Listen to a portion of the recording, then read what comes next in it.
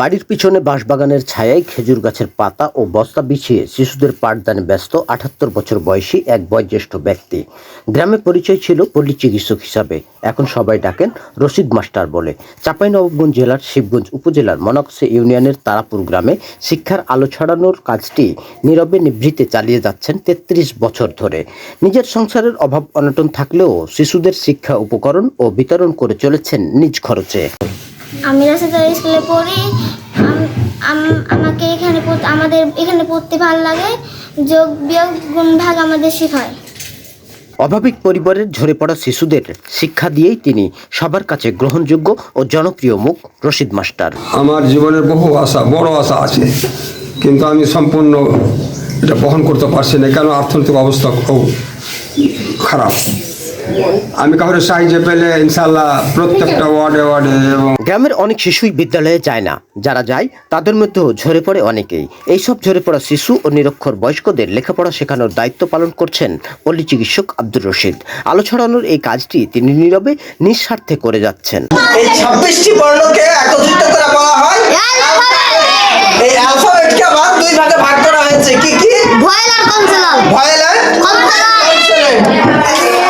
এখন ভয়েল কোনগুলো এবং কনসোনেন্ট কোনগুলো আমরা এগুলো জানবো। প্রতি বছরের মতো এই শীতেও উদ্যোগ নেওয়া হয়েছে শিক্ষার্থীদের মাঝে কম্বল বিতরণের। তাই চাঁপাইনবাবগঞ্জ জেলা ও জেলার বাইরে সকল স্বেচ্ছাসেবী সংগঠন ও পেশাজীবী ব্যক্তিবর্গের প্রতি উদাত্ত আহ্বান, সকলেই এগিয়ে আসুন। বিদ্যালয়ে মোট শিক্ষার্থীর সংখ্যা ১২৫ জন। এই ১২৫ জন শিক্ষার্থীর জন্য ১২৫ পিস কম্বল দেওয়া হলে শিশুরাই আনন্দিত হবেন। একদিকে রশিদ মাস্টার যেমন শিক্ষার্থীদের থেকে কোনো বেতন নেন না, তেমনি বাইরে থেকেও কোনো ধরনের সাহায্য সহযোগিতা নেই। তাই এমন মহানশীল দায়িত্ব পালন করতে হিমশিম খেতে হচ্ছে আব্দুর রশিদ মাস্টারকে। রশিদ স্যারের স্কুলে পড়ি। আমরা টাকা পয়সা লাগানো, আমরা ফ্রিতে পড়ি।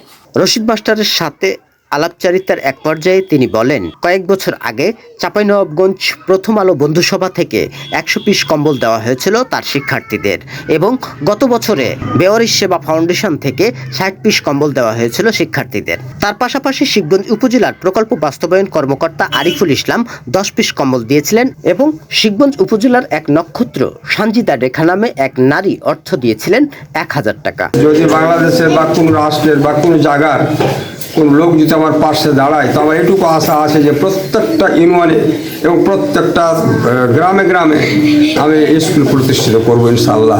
তাই নিজ নিজ অবস্থান থেকে সকলে এগিয়ে আসুন। ১২৫ জন শিক্ষার্থীর জন্য ১২৫ পিস কম্বল সংগ্রহের কাজ চলমান আছে। কম্বল সংগ্রহ শেষে শিক্ষার্থীদের হাতে তুলে দেওয়া হবে। সরকার কিংবা প্রশাসন অন্য কারো দিকে তাকাননি একজন আব্দুর রশিদ। নিজে অসহায় হয়েও অনেকগুলো অসহায় শিশু ও নিরক্ষর বয়স্কদের দায়িত্ব কাঁধে তুলে নিয়েছেন, কারণ তিনি মনে করেছেন এই শিক্ষা দিয়েই সমাজে আলো দেওয়া যায়। HA সম্রাট, নিউজ ডেস্ক।